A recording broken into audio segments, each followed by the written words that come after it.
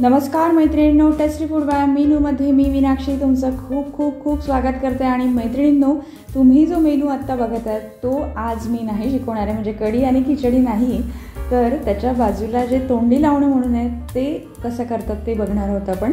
तर हा जो तुम्हाला दिसतोय हे आहे शेरण्या, त्याला गावरान काकडीसुद्धा म्हणतात किंवा शेंदडीसुद्धा म्हणतात। पण मला तुमच्याकडून जाणून घ्यायचं आहे की तुमच्या भागात ह्या मिळतात का, आणि जे कोणी मला मुंबई असेल, पुणे असेल, नागपूर असेल, विदर्भ असेल, खानदेश असेल, जिथून कुठून तुम्ही मला बघत असाल, धुळे असेल, नाशिक असेल, तर त्या सगळ्यांना माझी एकच विनंती आहे की हे जे मी दाखवत आहे याला काही जण शेंदळी म्हणतात किंवा काही जण शेरण्या म्हणतात, तर तुमच्या भागात याला काय म्हणतात हे मला नक्की व्हिडिओ संपूर्ण पाहिल्यावर नक्की सांगा। आणि आता आपण बनवतो आहे ते म्हणजे याला वर्षभर कसं खाता येईल असा हा पदार्थ तोंडी लावणं म्हणून वापरतात। तर शेरण्या आपण वर्षभर वाळवून ठेवणार आहोत आणि त्या कशा वाळवायच्या आणि कशा पद्धतीने त्या खारवून ठेवायच्या ते बघणार आहोत आपण। तर मैत्रिणींनो, जुने जे मंडळी होती आपली, जुने जे लोक होते, त्यांनी काहीतरी विचार करूनच याचा जो उपयोग आहे तो आहारात केला असेल, कारण यामुळे बद्धकोष्ठता दूर होते, त्यानंतर मधुमेहीसाठी अत्यंत उपयोगी आणि चांगलं हे फळ आहे असं म्हणतात। तर आता हे आपण कसं आपल्या रोजच्या जेवणात आणू शकू। खरं तर हे थोडंसं कडवट असं असतं चवीला, पण याचा कडवटपणासुद्धा जातो आणि खूप छान असं लागतं हे तोंडी लावणं म्हणून। खिचडीबरोबर, कढीबरोबर, कढी खिचडी जेव्हा आपण बनवतो तेव्हा हे तोंडी लावणं म्हणून वापरू शकतो, किंवा इतरही वेळेस भाजीपोळी बरोबरसुद्धा तोंडी लावणं म्हणून आपण याला खाऊ शकतो। आणि खरं तर का खायचं, तर आरोग्यासाठी उत्तम आहे यासाठी खायचं आहे। तर तुम्ही बघू शकता की मी स्वच्छ धुवून घेतलेले आहे, त्याचे जे देठ होते ते सुद्धा काढून घेतले आहे। धुतल्यावर थोड्या वेळी चाळणीत आपण निथळत ठेवले होते आणि आता आपण त्याला पुसून स्वच्छ घेतो आहे, कारण आपल्याला कुठलीही गोष्ट वर्षभर टिकवायची म्हटलं तर ती अगदी व्यवस्थित झाली पाहिजे प्रत्येक गोष्ट। एकूण एक मी धुवून कोरडं करणार आहे हे फळ। आणि शेंदडी म्हणा किंवा शेरण्या म्हणा, तर किंवा रानकाकडीसुद्धा म्हणू शकता तुम्ही, तर काकडीप्रमाणेच असते सुद्धा ती, फक्त गोल असते।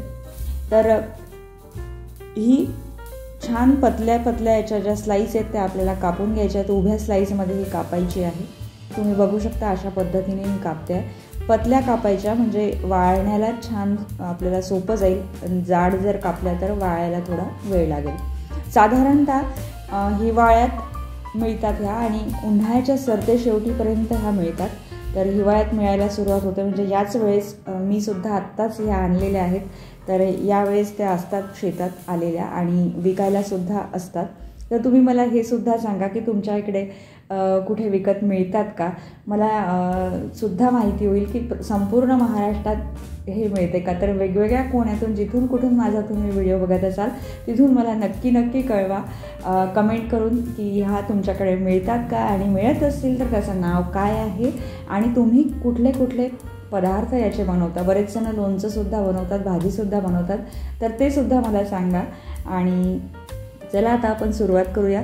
तर छान बारीक कापून झालेल्या आहेत आपल्या शेंदड्या किंवा शेरण्या। तर आता याला आपण जी प्रोसेस आहे पुढची ती करणार आहोत। तर याला आपल्याला लागणार आहे 1 वाटी आंबट दही, छान आंबट असलेलं दही घ्यायचं आहे। आणि 1 वाटी, माझ्याकडे ह्या ज्या शेरण्या आहेत त्या 1 किलोचे काप आहेत, तर त्याला 1 वाटी किंवा 1.5 वाटी दही याला सफिशियंट होऊन जाईल। आणि मी घेतलेलं आहे इथे जिरं पूड, तर 2 टेबलस्पून जिरे पूड घेतलेली आहे मी। आणि दही जर का तुम्हाला वाटत असेल की संपूर्ण ज्या आपल्या शेरण्या आहेत त्याला व्यवस्थित लागलेलं नाही आहे, तर तुम्ही थोडं जास्तसुद्धा घेऊ शकता। आणि इथे घेतलं आहे मी मीठ, थोडंसं मीठ आपल्याला टाकायचं आहे। काही जण मीठ वरून टाकतात किंवा काही जण याला तळल्यानंतर थोडंसं मीठ भुरभुरवतात, तर दोन्ही पद्धती आहेत। तर आता इथे मीठ आणि दही आणि थोडंसं जिरेपूड 2 चम्मच आपण लावून घेतलेलं आहे। दही कोणी खूप जास्तसुद्धा लावतं, मी इथे 1 वाटी घेतलेला आहे आणि संपूर्ण ज्या आपल्या शेरण्या आहेत कापलेल्या त्याला संपूर्ण व्यवस्थित लागलेलं आहे। मोठी वाटी माझी होती, तर संपूर्ण शेरण्या आपल्या दह्याने ओल्या होतील इतकं दही आपल्याला लावायचं आहे। आणि एक ताट घेऊन आपल्याला त्यात एक एक पीस करत असं सुकवत ठेवायचं आहे. ह्या ज्या शेरण्या आहेत ह्या आरोग्यासाठी उत्तम आहेत, त्यामुळे आपल्या आहारात त्याचा समावेश असला पाहिजे आणि वर्षभर काही अशा रानभाज्या आहेत की त्या खाल्ल्या गेल्या पाहिजे असं. अशा पद्धतीने आपण 2 ते 3 ताट याचे तयार करणार आहोत.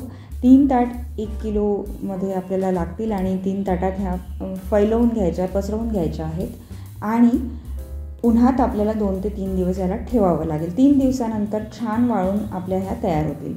तर माझ्या ह्या बघू शकता शेरण्या 1 किलो शेरण्या आहेत, अगदी वाळून कमी झालेल्या आहेत. कमी झालेल्या आहेत म्हणजे त्याचा जो आकारमान आहे ते कमी झालेलं आहे आणि छान कुरकुरीत अशा वाळून तयार झालेल्या आहेत. तर आता ह्या आपण एका जारमध्ये भरून ठेवणार आहोत आणि वर्षभरासाठी आपल्याला ह्या उपयोगी येणार आहेत. तर आता ह्या खायच्या कशा, तर जसं आपण तेल मिरची करतो त्याप्रमाणे आपल्याला थोडंसं तेल ठेवायचं आहे छोट्याशा कढईत आणि त्या छान तेलातून आपल्याला फ्राय करून घ्यायच्या आहे. तेलात टाकल्यावर थोड्याशा फुलतील आणि रंग त्याचा पिवळसर होईल आणि ह्या आपण काढून घ्यायच्या. अशा झाल्या की खूप जळू द्यायच्या नाही आणि जळूनसुद्धा लवकरच येतात, त्यामुळे लवकर काढून घ्यायच्या तेलातून आणि खिचडी बरोबर म्हणा किंवा पोळी बरोबर म्हणा तोंडी लावणं म्हणून याचा वापर करायचा. मीठ जर कमी वाटत असेल तर वरून मीठसुद्धा तुम्ही यात घेऊ शकता. ही रेसिपी जर का तुम्हाला आवडली असेल तर मला सबस्क्राईब करायला विसरू नका, लाईक करायला विसरू नका आणि हो, कमेंट तर बिलकुलच विसरू नका.